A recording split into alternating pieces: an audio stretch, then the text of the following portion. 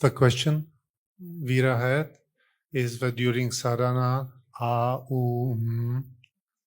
she does it's perfect long, but when she does she cannot prolong it, it's very short, and she feels pressure like in the middle of her head, behind the eyes, and the same thing happens when she wakes up.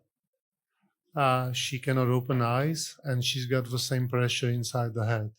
गुरुदेव, वीरा का प्रश्न है कि ब्रह्म विराट क्रिया करते समय जो पहला मणिपुर और अनाहत तक वो ठीक से जाती हैं, मकार में पहुंचते ही वो बहुत लंबा प्रोलॉन्ग नहीं कर पाती हैं और उस समय मस्तक के ऊपर मेधस क्षेत्र में बहुत ज्यादा स्पंदन होता है और यही चीज सुबह उठते समय होता है। यह इनका प्रश्न है। बहुत सुंदर प्रश्न किया है, सबके समझने लायक है ये। This is very important and very good question, and this is a question with the answer whereof should be understood by everybody. इस प्रश्न का आना ये सिद्ध करता है कि साधना भी ठीक से हो रही है और ऑब्जर्वेशन भी सही से हो रहा है। This question itself reflects and proves that you are on the right path of sadhana, you are doing it correctly, and you are able to observe the process correctly and thoroughly. पहले भी मैंने इसको कई बार दोहराया है, आज आपको फिर से इधर ध्यान आकर्षण करेंगे। जब तक स्मृतियां शेष रहती हैं जीवन में, हमारे चित्त में, तो हमें बार बार जन्म लेना होता है। जिस शरीर यात्रा में दी गई स्मृतियां जब समाप्त होने लगती हैं तो वह शरीर यात्रा भी समाप्त हो जाती है। ये नियम है। तंत्र में मरते हुए आदमी को दोबारा जिंदा करने का वही उपाय है कि यदि स्मृतियां नष्ट हो गई हैं तो उसको पुनः से स्मृतियां दी जाएं। स्मृतियों में स्वतः ही अपने प्राण होते हैं। स्मृति अपने आप में एक स्वतंत्र शरीर के रूप में कार्य करती है। तो जब स्मृतियां दे दी जाती हैं मरते हुए व्यक्ति को और अधिक यानी ज्यादा काम दे दिया गया, एक आदमी सोने जा रहा है, उससे कहा नहीं नहीं सोना नहीं भाई, अभी ये काम, बहुत नींद आ रही, नहीं अभी ये काम है, अभी इसको करके तब सोना है। तो फिर वो करेगा घंटा 2 घंटा, कैसे भी करेगा, तो वो समय उसका बढ़ गया, नहीं सो पाया। ऐसे ही मृत्यु का है, यदि स्मृतियां उसको मरते हुए आदमी को दे दी जाए, जिसकी श्वास निकल रही है, मर रहा है, रोज करता है दरबारी है, मरते हुए को श्वासें दे देना। यदि उसके शरीर के अंग प्रत्यंग ठीक है, जीवन शरीर को चलाने में सक्षम है, तो वो स्मृतियां तुरंत काम करती हैं और व्यक्ति फिर से लगता है जिंदा हो गया और अपना काम करता है। तो स्मृतियां मिल गई। पहले तो इस बात को ठीक से समझ लेना है।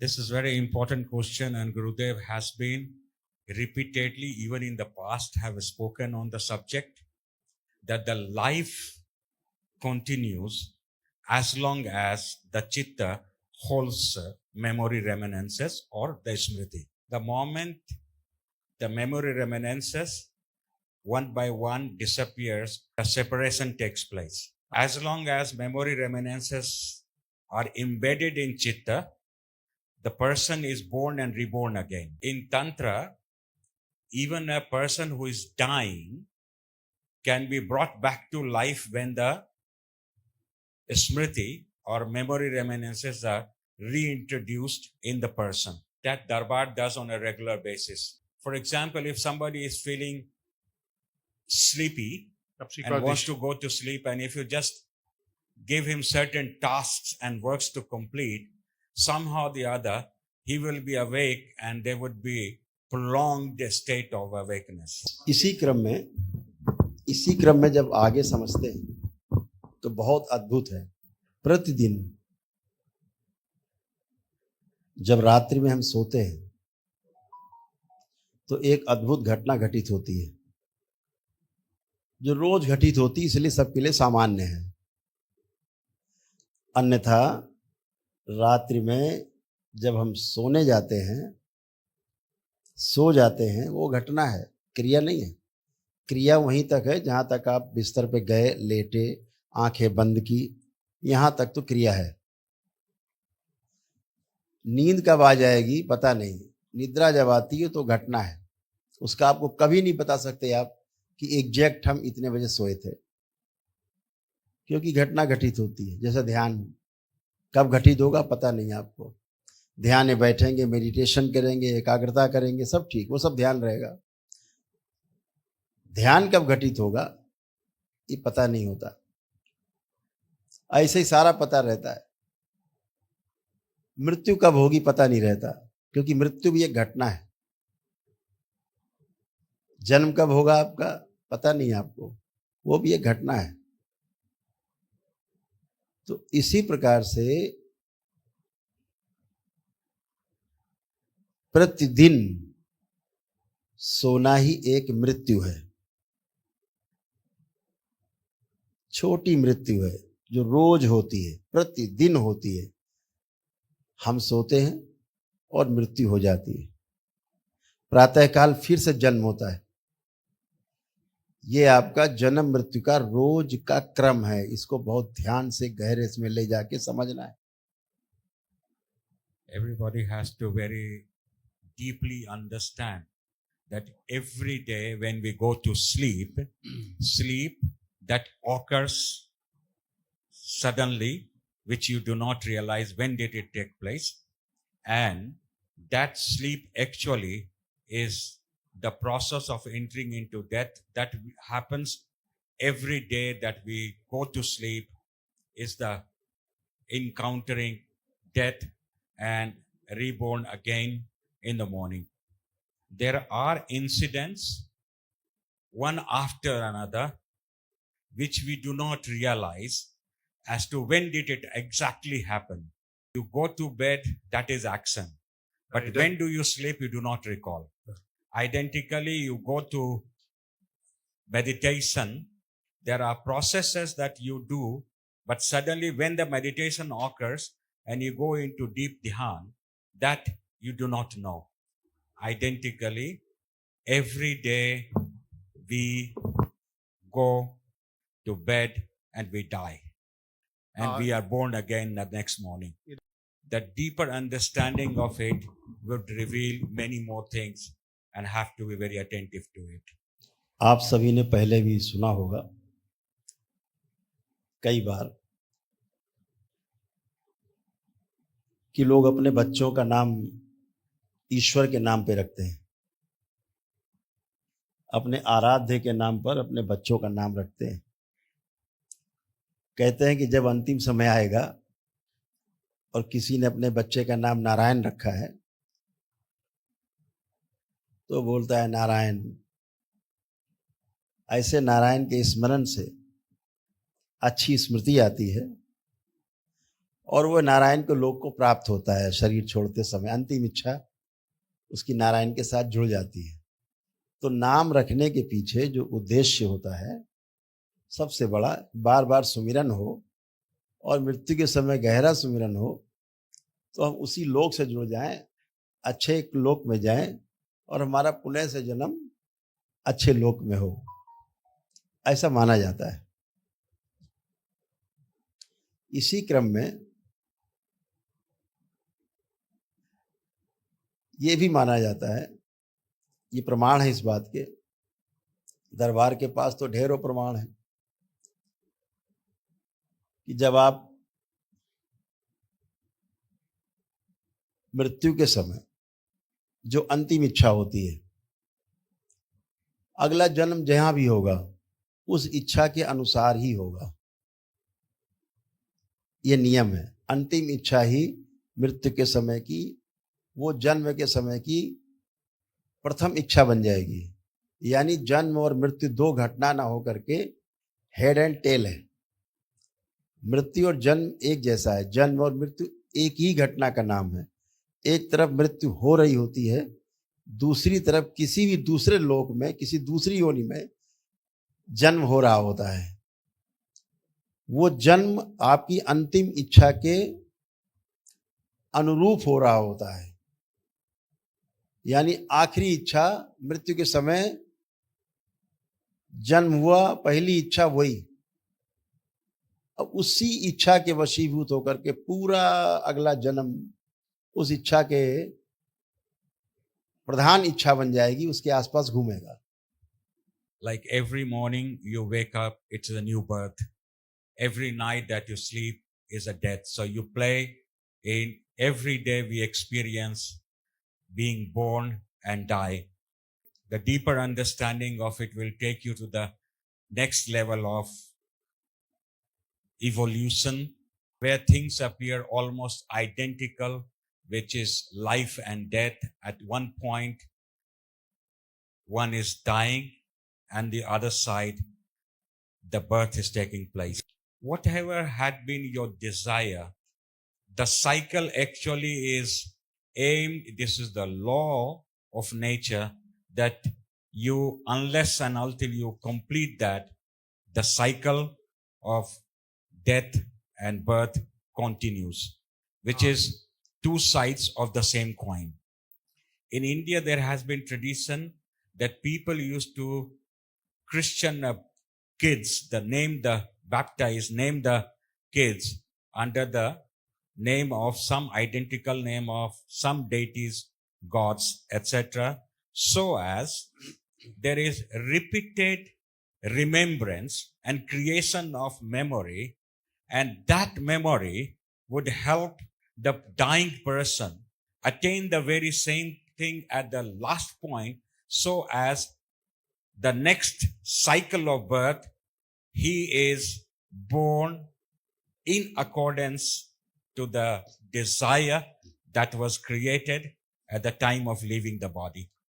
So it's a unique journey. It could happen and it would happen according to your own desire at the time of departure. So life and death are actually two sides of the same coin. That's an incident, cycle. यह चिरकालीन निद्रा है, यह मृत्यु है जो आपको अगली शरीर यात्रा के लिए तैयार करती है। तो जैसा मैंने कहा कि मेरा का जो ये प्रश्न है इसलिए बहुत अच्छा है, प्रमाणित करता है कि ठीक से ध्यान दे पा रहे हैं, ठीक से ऑब्जर्व कर पा रहे हैं, इसलिए प्रश्न उनका ठीक ठीक आया है। अगर व्यक्ति प्रश्न ठीक कर रहा है, इसका अर्थ हुआ कि उसका अध्ययन चल रहा है, सही तरफ चल रहा है। It's the death is a process which is a prolonged sleep to be born again, and as you stay awakened, you observe the progress, you observe everything that's happening in and around you. So your observation actually generates the question, and the right question also indicates that you are able to analyze, practice, and observe yourself in the right direction. And that is why this question of Vera was a good question. ये मृत्यु है। इसी प्रकार जब हम प्रतिदिन निद्रा में जाते हैं तो यह छोटी मृत्यु है। सोते समय चूंकि आप साधना करती हैं, साधना करते करते सोती हैं, तो वह अंतिम स्मृति रहती है घटना के समय, निद्रा के समय। प्रातः काल जब जन्म होता है वो भी एक घटना है। प्रातः काल जब आंख खुलती है तो वही स्मृति, वही ध्यान की, साधना की, वो पहली स्मृति बन जाती है। इसलिए रात्रि को जो अंतिम क्षण में ये करती हैं, वो प्रातः काल जब निद्रा खुलती है तो वही ठीक ठीक इनको वही महसूस होता है, वही होता है। यही नियम है और ये सही से कर पा रहे हैं, इसके लिए इनको बहुत धन्यवाद। The question that Veera had, that when she does the kriya and at the end, at Makar, at this top one, there is vibration, and that's what she feels. And when she gets up, she has the identical experience. It is just the elaboration of thing which Gurudev mentioned, that every day, that every day we go to sleep, that is the process of dying, and when we wake up, it is the process of rebirth.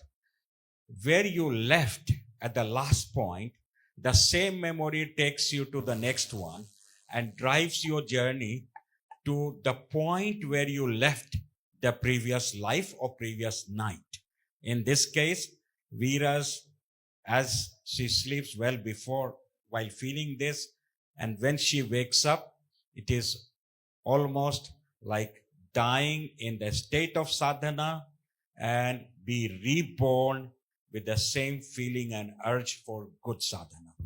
And that is why it is a good question and good experience. ये बहुत महत्वपूर्ण बात गुरुदेव ने बताई, और सभी श्रोता जो भी देख रहे हैं उनके लिए यह सबक होना चाहिए जो गुरुदेव ने बताया। और खुद का पैमाना है वही कि हम सोने के आखिरी समय में मेरी क्या स्मृति बनती है और उठते समय क्या होती है, उसी से हम आत्म अवलोकन कर सकते हैं कि हम कहाँ हैं। उससे आप जांच सकते हैं अपने आप को जी गुरुदेव, कि हम रात में आखिरी में कौन सी स्मृति में थे। जी, जब सुबह उठने पर जो भी आपको पहला भाव आए, पहला विचार आए, आप उसको ऑब्जर्व करिए।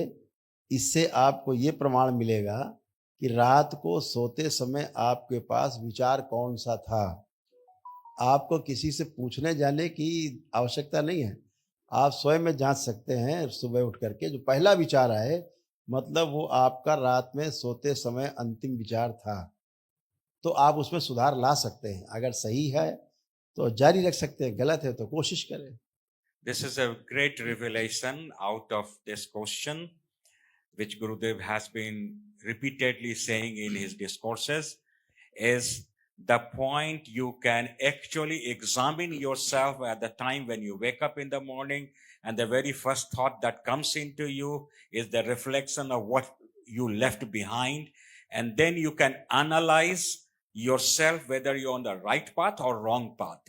If you are on the right path, it is good. If you were on the wrong path with the very first thought at the time of waking up, that itself is an indicator that you need to actually have a serious look into and introspect as to where are you going wrong and correct the process. You become the self-examiner of your journey. आप अपने question के उत्तर से संतुष्ट हैं वीरा? Are you satisfied? Are you satisfied? Jsi spokojená s odpovědí? Okay.